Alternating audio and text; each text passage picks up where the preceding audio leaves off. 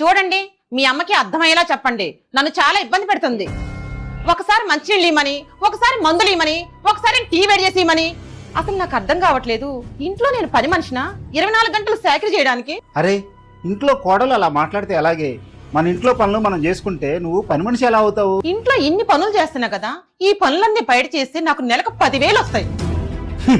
నీతో వాదించడం నా వల్ల కాదే.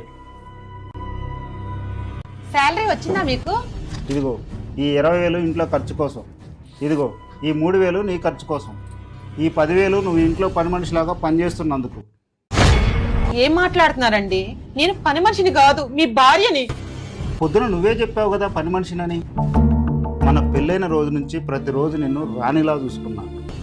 మరి ఇంట్లో మీ అమ్మా నాన్నకి 24 గంటలు చాకరీ చేయటమేనా? నాకు రెస్ట్ అనేది లేదా? భర్తకి బయటికి వెళ్ళి కష్టపడి పనిచేసే బాధ్యత ఎంతైతే ఉందో, ఇంట్లో అన్ని పనులు చూసుకొని ఇల్లు చక్కదిద్దుకునే